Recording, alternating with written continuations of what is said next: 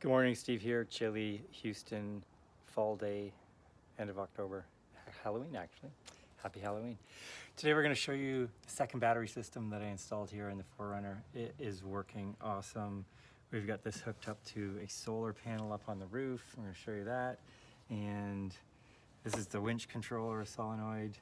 But we've got our charge controller here, our second battery, a little tray that I made. Show you some photos of that. Breaker over there. And then out in the back, we've got our electrical panel that got some wiring that I'm tucking in here for a light that I put up here. But we've also got like a fuse panel back here and a relay for the rear fog lights or floodlights, another breaker. Got some 8-gauge cable running up.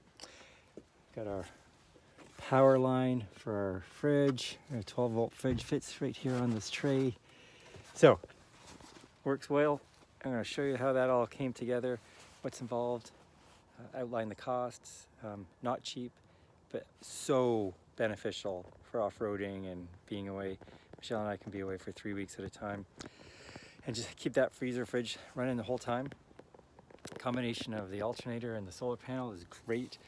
Give you some ideas on what to use if you're traveling a bunch and what you need if you're going to be stationary for a while. But having said that, we went for a 4-day hike, I think, and just left the car parked, and it still powered the fridge the whole time without running at all, just off the solar panel. So stay tuned.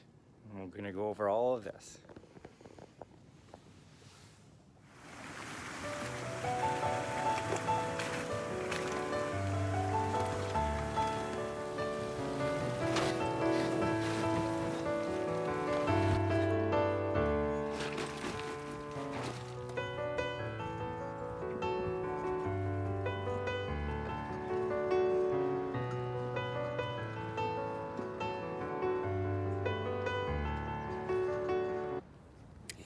Good morning. We're going to go over the completed second battery system that I've got here in the 4Runner and how I put all that together. There is a lot of wires in here.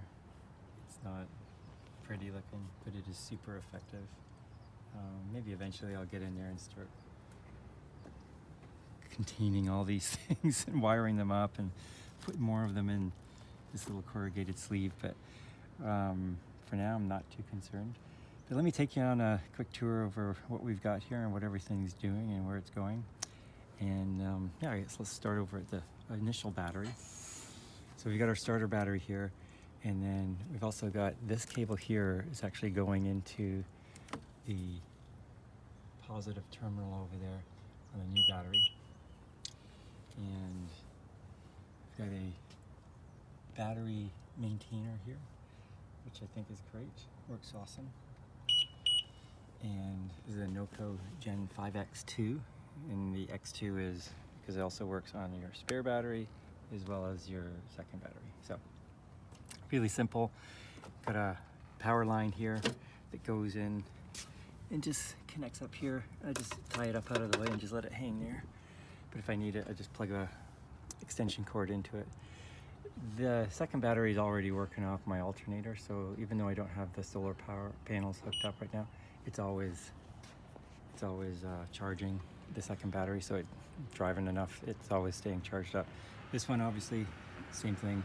It's charging up with the alternator, so it's working fine. Those are really simple. They just come in a little clip in here. One goes onto the positive terminal, the other one goes into the negative. I got it tied into the frame here. So that's that. Then we've also got some, this is a floodlight for the front here. Just got these tied into the switch here. This goes to the switch into the dash area. I've got a switch where I can control those, obviously. I wanted to be able to do that from inside. And I just got it coming in here to a relay. That's all I need for there. Just to take the energy away from the switch and put it into the relay. A little safer. That works great. And we've got our winch cables coming up through the front panel here of the truck. And see if I can show you where those go. So we've got our main cables here coming up into the winch itself. They all come in this far side. So these cables here all curl under and come up onto the solenoid up under here. Can't really see them because they're underneath this mess. And then this one here, this cable coming out the back of the solenoid, is going to curl around and go into our positive terminal here of the battery, the spare battery. So that's great, that works well. This orange stuff that I've got on the terminals here is just a protectant. It's kind of like an oily substance, and it just keeps the corrosion off it. So that works great. Connecting the positive terminal here of the spare battery to the starter battery, I've got this 60 amp breaker switch. So I can turn it off, or I can trip it, or it can trip, but I just keep it on like that. So it's always charging through. So the way this works is the alternator charges the starter battery, and then that starter battery energy comes through here, and then this charge controller, I got a Redarc 1240D or BCDC 1240D, so 40 amp charge controller. That works great. And then here's the Noco 5X2, like we had on the starter battery. I've got the same thing here. I've got one going to the positive terminal and another one coming over here to the negative. And in this case, I've got it tied into the frame again. And then we've got a shunt for a battery monitor. I'll show you that in a bit.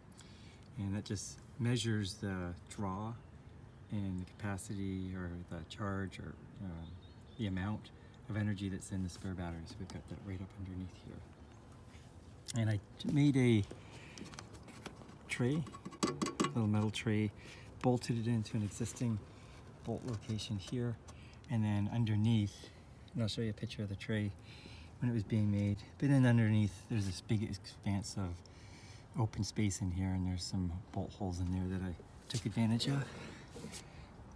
And I think one of it's these here I used. Yeah, that would be where I connected the spare battery tray to the wheel well area, and that worked out great.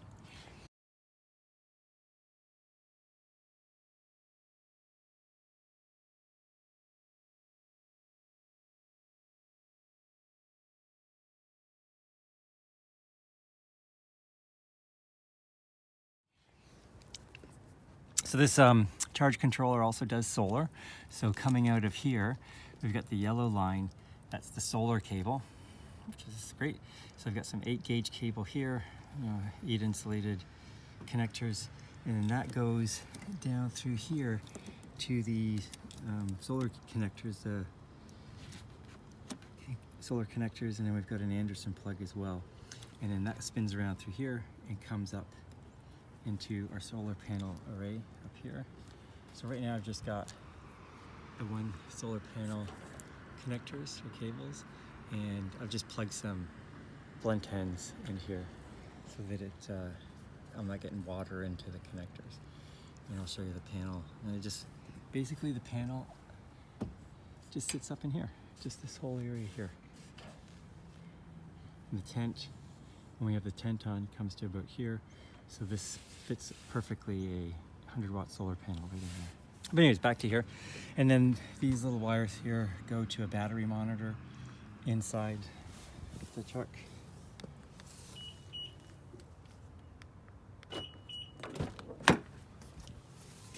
Not happy with how this looks right now, but I threw it together for our trip this August. And got a switch here to go back and forth between charging and draw. And so right now we're at 13 volts. I'm not drawing anything off it, so that's why the current's so low. And this is a cumulative thing from the last time I reset it, so that works great.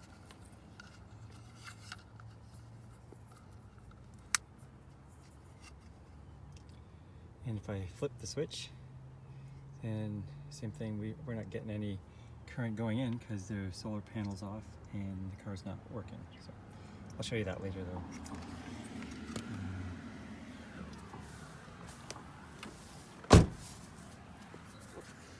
What else up here? That's basically it. We've got this relay for the light. that plugs into the negative here, and the positive for the light coming out there, the blue one there, and that goes to our positive terminal of the battery. So it's a really simple setup and it works really well. These extra wires here off the BCDC charge controller, I think, see if I can remember rightly, the orange one, I'll put the little note in there, but the orange one, I believe you just leave blank or off to indicate what kind of battery you're using. So I've got an AGM.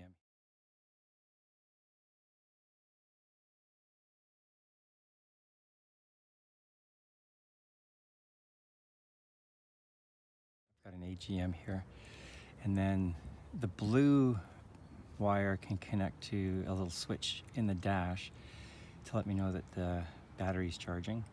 But I've got the switch, it's in the descriptions, the link's in the descriptions, but I'm just not concerned about hooking it up.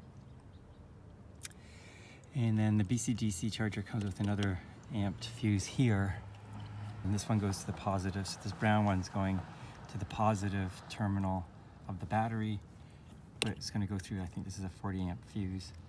And then this one here, yeah, this wire here goes, this is the positive terminal coming out here and going to the battery. So the starter battery comes through there, comes through this breaker, comes through this wire into the charge controller, and then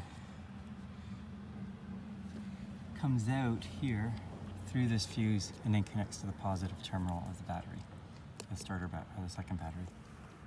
And then these are all parts of these little wires here are parts of the shunt, this metal contraption here, which just measures the draw on the battery, and that goes to the monitor.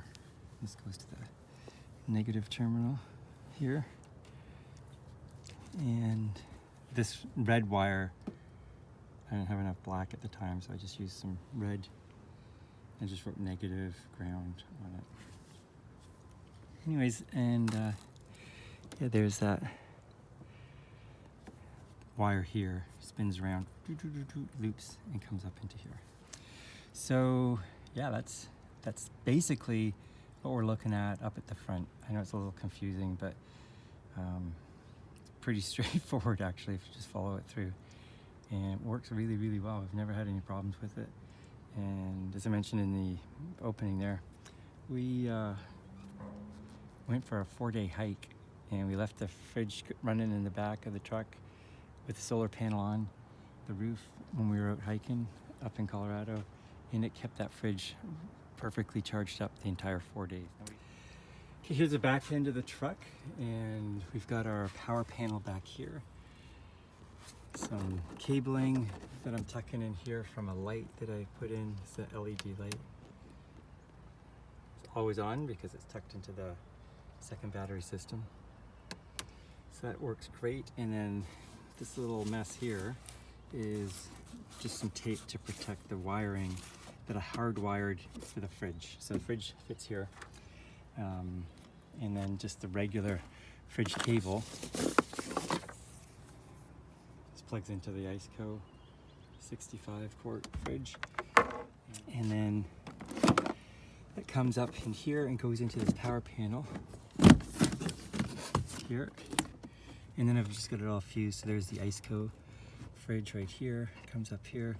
I initially had the cell booster tucked in up here, but I decided to change it around so I could have it either plugged into the cigarette lighter port, so it's on when the accessories are on, which is what I've got down here for now. And then if we're in camp and I want to unplug it from there because we're looking to get cell coverage when we're not running the truck, then I'll take it out from the bottom, put it in one of these ports here, and then it'll run off the spare battery. So right now it's off because the truck's off and it's plugged into the accessory port here. And then we've got these are the ports, so it's this stuff here, and then the rear floodlight is here, and then that comes to this relay. This is just extra wire that I had. And it comes to this relay, comes up in through, just drilled some holes in there, comes up into here, and then down a little lower and into the rear floodlights here. And that worked really well. And then I've got it tied in, I think. I put that above, over here, and then down, over in here. And then the WeBoost cell booster kind of comes up the opposite way, comes back over here, and then down into here. And then, so this here is just the 8-gauge cable that I use. I've got another 40 amp breaker here on the bottom that the cable, I'll show you where that comes from, comes up through the frame here, through the 40 amp breaker, and then into this splitter box. And then all the accessories running off the spare battery come out of that. So we've got the negative coming up here, but the positive coming up through here and into the breaker and then into the splitter. And then everything comes off that. So I've got that just coming in underneath the truck, and then there's a little gusset back in here, or a little grommet, I guess. And then I've just zip tied it all the way across the top of the frame, all the way up through the truck. Up into here, you can see it here, and then up here, up into the engine compartment, and it just comes up in through here towards the battery. So that's that. That worked really well.